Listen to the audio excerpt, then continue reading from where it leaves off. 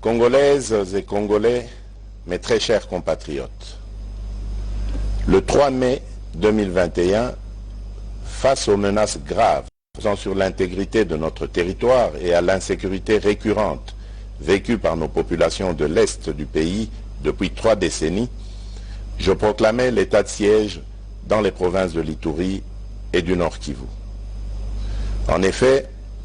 conformément à mes prérogatives consacrées par les articles 69, 85, 144 et 145 de la Constitution, je recourais à ce dispositif exceptionnel de gouvernance afin de répondre de la manière la plus appropriée et la plus adaptée à cette situation, en ce particulièrement dans la nature des actions à entreprendre dans ces zones opérationnelles où les ennemis de la paix devaient de toute urgence être affrontés et l'autorité de l'État restaurée. À situation exceptionnelle, mesure exceptionnelle. Il demeurait limpide que la mise en œuvre de ce dispositif s'accompagnerait d'un régime restrictif des libertés publiques, non sans incidence sur le mode de vie habituel de nos populations, immédiatement sensibilisées à consentir à d'importants sacrifices en guise de soutien patriotique à cette lutte pour la survie de notre nation. C'est pourquoi, 2 années et 4 mois après l'entrée en vigueur de ce régime d'exception, aux conséquences tout aussi exceptionnelles sur le quotidien des populations sur terrain,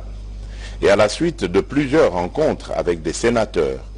les députés nationaux et les députés issus des 2 provinces, ainsi que des rapports de mission d'évaluation effectués par le Premier ministre, j'apercevais clairement le besoin d'une réflexion approfondie impliquant tous les acteurs concernés sur la question en vue d'obtenir les recommandations les mieux indiquées au sujet de la situation juridico-politique rencontrée dans ces 2 provinces. Cette réflexion devait toutefois avoir lieu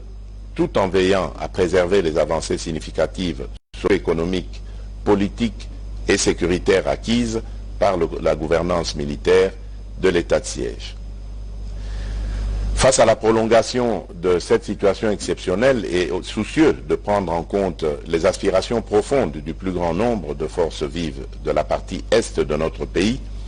j'ai donc instruit le Premier ministre d'organiser et de convoquer une table ronde politique sur l'évaluation de l'état de siège dans les provinces de l'Ituri et du Nord Kivu, organisée du 14 au 16 août 2023 à Kinshasa. Cette table ronde que j'ai voulu inclusive a connu de la participation des élus nationaux et provinciaux issus des provinces concernées, des délégués des institutions nationales, la participation active des forces vives d'autres provinces de la République, ce qui témoigne de l'élan de la solidarité affichée par les Congolaises et Congolais de tous bords derrière cette cause nationale. Mes très chers compatriotes, mus d'un sens élevé de patriotisme et de responsabilité, les différents participants ont travaillé d'arrache-pied durant les 3 journées allouées à cette table ronde pour proposer une option concertée en vue de pacifier définitivement les provinces de l'Ituri et du Nord Kivu, et ce, au regard de l'évolution du contexte sécuritaire, politique, économique et social. C'est ici le lieu de saluer l'engagement et le dévouement de tous les participants qui ont abattu un travail de qualité pour la cause nationale afin que les conclusions permettent aux institutions de donner une orientation nouvelle à cette mesure exceptionnelle. Mes très chers compatriotes, en ma qualité de garant du fonctionnement régulier des institutions de la République et de la continuité de l'État, j'ai examiné en toute responsabilité l'ensemble des recommandations formulées dans les 3 commissions de la table ronde. Après avoir échangé avec les responsables des institutions de l'État et entendu le Conseil supérieur de la Défense, j'ai pris la ferme résolution de conduire, sans atermoiement funeste, mais sans précipitation inconsidérée non plus, les populations des provinces de l'Ituri et du Nord Kivu vers un allègement progressif et graduel du régime de restriction de l'état de siège avec les meilleures garanties de poursuite du maintien d'une pression maximale sur les ennemis de la paix. C'est pourquoi, prenant la juste mesure de l'impérieuse nécessité d'un retour sécurisé de nos populations à une vie civile et citoyenne normale d'une part, et des avancées enregistrées au cours de la gouvernance sous l'état de siège d'autre part, notamment l'amélioration de la situation sécuritaire dans certaines zones des deux provinces concernées, j'ai opté, en toute responsabilité, pour la mise en œuvre d'un dispositif transitoire graduel au terme duquel cette situation exceptionnelle devra connaître sa fin. S'inspirant des tendances dégagées des travaux de la table ronde, ce dispositif transitoire consistera au rétablissement de l'autorité civile dans les entités territoriales décentralisées et déconcentrées qui sont déjà sécurisées et sous contrôle des forces armées de la République démocratique du Congo. Ce qui implique la levée des restrictions des libertés constitutionnelles de tous les citoyens et plus particulièrement la libre circulation des personnes et de leurs biens en mettant fin au couvre-feu, la liberté d'association, de manifestation pacifique et de réunion dans le strict respect des conditions légales.